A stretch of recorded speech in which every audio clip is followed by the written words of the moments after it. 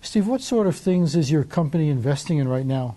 We invest in entrepreneurs who are looking to change the world. It's been a lot of software companies in the past, still is, but I'm increasingly investing in companies that are reinventing new life forms to make fuels and chemicals and food, companies that are building new humanoid robots to replace people in mundane jobs, electric cars, rockets, a lot of fun stuff. Are you making these investments because those promise the greatest financial return, or because you like to do things that seem important? So you started with a tough question. We're supposed to invest for financial return, and I'm hoping that my gravitation towards things that I think are really cool and are changing the world in a meaningful way will correlate with good financial returns. What do you think is the coolest thing you're investing in right now?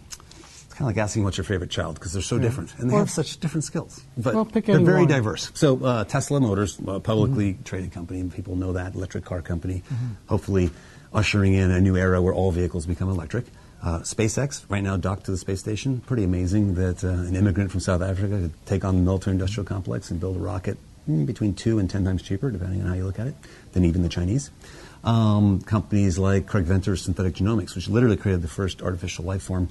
This is a microbe whose DNA was created entirely on a computer, written up of an ATGC, and they booted up a living life form from it with a trillion offspring. Now that raises an interesting question. If you put a bunch of atoms together and it resembles a living thing, is it really alive? Yeah, well, I think our whole question of what it means to be alive and what it means to be human are going to go through a lot of profound philosophical moments of doubt when we realize there isn't this special boundary between them. Is that something we should be working on? Since this technology gives us the ability to manipulate things in ways we couldn't before, do these questions take on greater urgency than they had in the past? Well, yes, I think as the power of our technologies and our capabilities to interface with these technologies grow, our impact on the world grows, both for purposeful good as well as unintended bad, as well as purposeful bad. And so all three of those are profound questions. And when we talk about good and bad, that's also a profound question, because we could say good and bad for whom? That's right. We assume humans are the end point of evolution. We're not going to be. It's just a question of when something like an intelligent machine exceeds our capabilities. Would it be wrong to block that?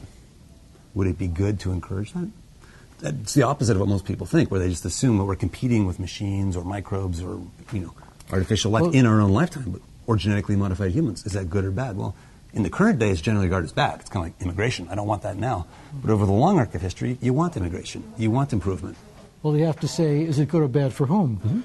So if I'm replaced by a robot, if there were a robot sitting here asking these questions because it could think faster than me, that would be bad for me because I would be out of a job.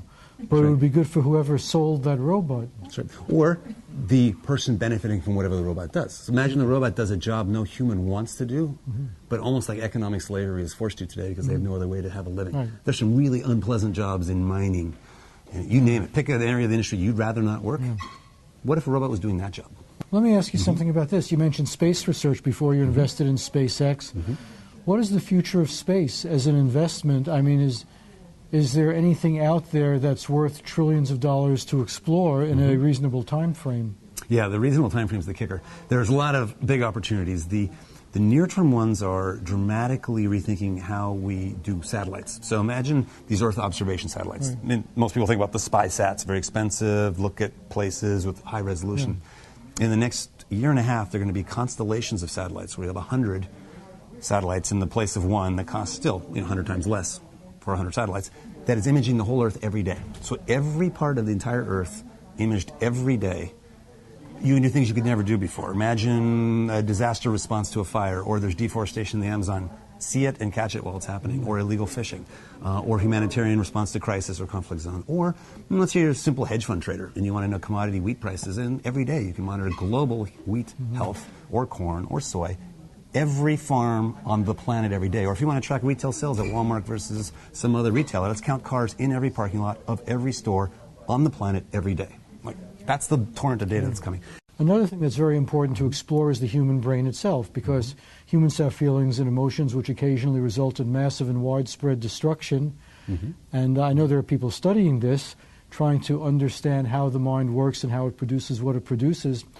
There are any companies that have reached a level where they can make use of funds to really make progress on this? So there's, of course, in the near term, human health with the crisis of an aging population.